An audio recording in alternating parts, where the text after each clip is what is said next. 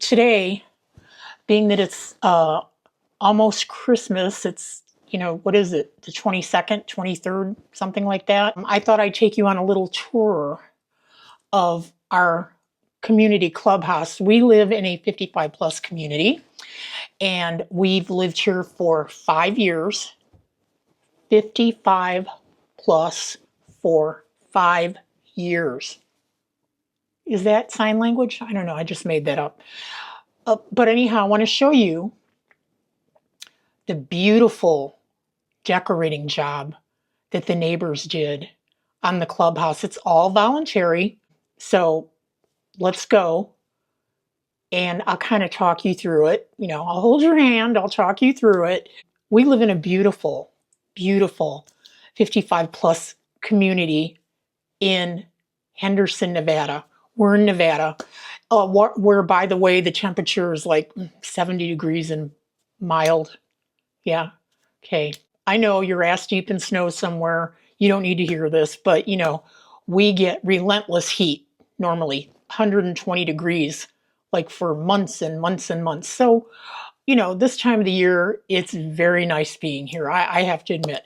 Anyhow, I don't want to digress. I know that I have that problem sometimes. Let's take a look at the clubhouse. So as you enter, you're going to see a reception desk on the right-hand side and a long hallway where you see these Christmas trees. And to your right, there is a workout facility. Beyond the workout facility, there is an indoor swimming pool. Beyond that is the outdoor pool, which is a resort-style pool. It's just fabulous. Now, coming back down the same hallway on the right, you're going to see the cafe, which the cafe is not really operational at the moment. It's kind of a bone of contention. Nobody knows what to do with it. Everything we've tried to do with it has failed. If they put a few poker machines in there, I'd probably be there every day, but it's not up to me. So around the, beyond the cafe, there's a stairway going up to the second floor, where you will find the game room. And in that game room, we have pool tables, poker tables. There's a conversation pit around a large screen TV in case you want to come and watch sporting events. So, it's a real communal setup. Coming down the stair, you'll go around the corner and through like an entryway, which is really got really high ceilings. It's really, I don't know, you feel like you've arrived when you walk in there. Beyond that, there is the ballroom where we have special events and gatherings and potlucks and whatever. And we have what they call the learning kitchen. So if you have a club, like a cooking club or whatever that you're involved with, you can bring your little club members over there and practice different recipes. It's kind of nice, Other amenities we have that I don't really use are the dog parks. There's 2 dog parks. There's one for big dogs, one for little dogs. I happen to be a cat person, so that's really of no use to me. We have pickleball courts, bocce ball courts, which I've never used either of those. We have an outdoor fireplace. We have a fire pit, which is really glorious because it's big and it's full of those sparkly rocks. So when they turn the fire on, everything sparkles. It's really ethereal looking. We've lived here for 5 years, as I've mentioned, and I love it here. Okay, but I want to talk about life in the 55 plus community. In case you're kicking around the idea of moving into one, I have the feeling they're all pretty much the same. And here's what I find. There's always an activity going on. You can, the day that I filmed the footage in the clubhouse, that was a fluke. It was like, I don't know, it was like 7 o'clock at night and the place was deserted, which really surprised me, but it was good because I got to have the place to myself to shoot my footage. That turned out nice. But normally there's always people in the clubhouse. There's always some kind of club meeting or potluck or Entertainment, we get a lot of local entertainment that'll come in and bring their instruments, their bands. We get dancing going on. We have karaoke. A big thing they do on Saturday nights here is trivia. They have trivia night, and that is a hugely popular activity for Saturday nights in that ballroom is full to the max. So that's one thing that everybody loves. Okay, there's always going to be people around. You have a real community atmosphere, and I appreciate that. I enjoy it. I like what the neighbors did with the holiday deco. I think it's fabulous. I wish they'd come and decorate my house. Yeah, there's a lot of community effort and a lot of community volunteering to maintain and do things like, power washing the pool furniture or whatever the case may be. A lot of the neighborhood men will get together and join forces and volunteer and do those kind of things so that we don't have to pay for them out of our HOA fees. So yeah, good idea. Lots of things to do here. And that's a pro. You're never going to get bored. Seriously, if you get bored, that's on you. Also, you have a lot of people that run to be on the board, and I think most of them have, you know, pure intentions, but I think some of them also think that they have a bottomless pit of money. And you're going to find a lot of frivolous spending, in my opinion, frivolous spending. For instance, you have people that will come up with the idea that we need things in the community that we don't really need to be operational. We had a guy that got an idea in his head that we needed a flagpole in front of our clubhouse, and he pushed and pushed and pushed for it. And he got approved by the board. It got approved. And this wasn't just a little flagpole, it was a $19,000 flagpole. I think they wanted the flagpole so that they could participate in patriotic flag ceremonies on the patriotic holidays. So $19,000 expenditure there. And then guess what happens? The guy that was pushing and pushing and pushing to get this, he freaking died. Okay. So I guess that's his legacy. We can thank him for our flagpole. I already knew what country I was in. I didn't really need the flagpole, but there's that. Okay, another example of the same thing. There are people that have their own interests that we all support. In our game room, I mentioned we have pool tables. We have 2 pool tables. Well, we had a guy that started a billiards club. Okay, and I might want to mention that the community is like 7 or 8 years old. A lot of things need replacing. Well, he decides we need to replace the 2 pool tables that were in the game room. They were like your standard pool tables that you might have in your home because they were there for casual use. They were meant for casual use. He decided we needed to replace our pool tables, so he got that pushed through with the board to the tune of $14,000 for 2 new tournament style pool tables. Again, in my opinion, frivolous spending. Yeah, so that's another thing that happens in these 55 plus communities.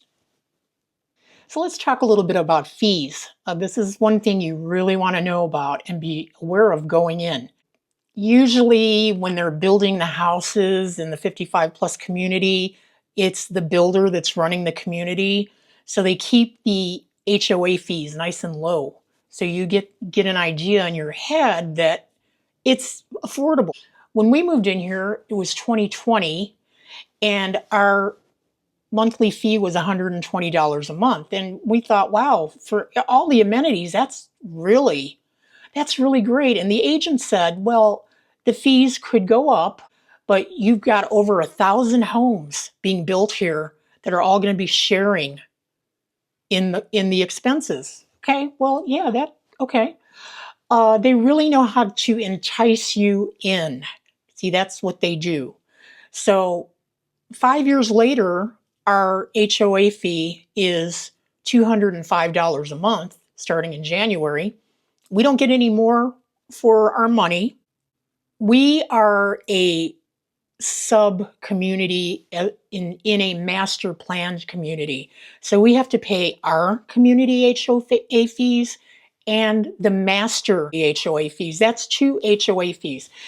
I don't know if it's like that everywhere. I'm sure there are a lot of standalone 55 plus communities, that's something you want to consider though when you're buying in. Are you located within a master plan community? Because if you are, you're paying two HOA fees. The master HOA fee is quarterly, and that is $225 per quarter.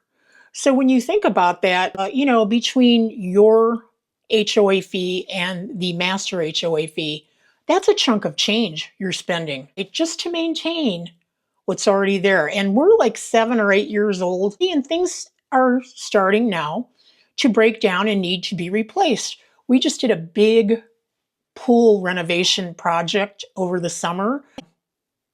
So what happened was the local health department was going to require us to hire lifeguards because of the size of our pool. And the only way around that was to adjust the size of the pool so that we didn't have to hire lifeguards, because they were thinking, oh, to hire a full-time lifeguard or maybe two full-time lifeguards, that's another 100,000 a year or whatever. So instead, they spent the money to do a little bit of renovating around the pool. They actually made the pool a little bit smaller. So that cured that problem, but yet we had to spend a whole bunch of money to do that. They had to do something to the boiler. They had to do maintenance, and this is what you run into, maintenance costs. Okay, and somebody's got to pay for it. It's a big facility. Our clubhouse is a huge facility, and our budget is huge. The budget is probably a couple $1,000,000, and we have people on the board that I don't know how skilled they are in handling a budget like that. But if your HOA fees are going up year after year after year, that might be something you want to question. So remember, your HOA fees can go up every year, but your income may not be. So keep that in mind before you move to a 55 plus community. Now, I've watched videos about other 55 plus communities, and other content creators are saying things like 55 plus community where people go to die. I'll tell you what, if that's your attitude, no, you don't belong there. And if you don't like people, if you're not a people person, you might not be happy in a 55 plus community. I think just the opposite is what happens here. You have a sense of community, and people come here to live. They come here to live their best life as long as they can. Okay. So I know in the neighborhood I was living before I moved here, I didn't know anybody really. It was very transient. I mean, Las Vegas is like that. It's a very transient city. You don't really know your neighbors. Here we know our neighbors, but our neighbors and we kind of keep to ourselves pretty much. If we want activity, if we want people, we just go to the clubhouse. So that's pretty much it. This is my experience with living in a 55 plus community. What do you guys think? Are you enticed? Did I entice you? Make sure you got deep pockets. Remember, nothing stays the same. Make sure you like people, you like having people around. And if you like activities and being busy, it's the place for you. Okay? So, my name is Suzanne Harper. My channel is called Well Seasoned Sister. I am 71 years old. Yeah, 71 years old. And I invite you to join me where I will discuss a different topic in each episode. And I'd love to get your feedback. Let me know. Let me know if you live in a 55 plus community, or if you're considering a move to a 55 plus community. Are you retired? Are you looking at retiring pretty soon? If you are looking at retiring, let me tell you this. It's bliss. You're going to love it. If you don't love being retired, okay, there might be something else going on. Okay, so with that, I'm going to wish you happy holidays. I will see you in the next one. Don't forget to like and subscribe to the channel. Help a sister out. Show me some love. And be one of the first of my first 100,000 subscribers, and you'll have bragging rights. Yeah, just click on the button. Click on the subscribe button. Don't be shy. Okay? Everyone, I will see you in the next one. Take care. Bye.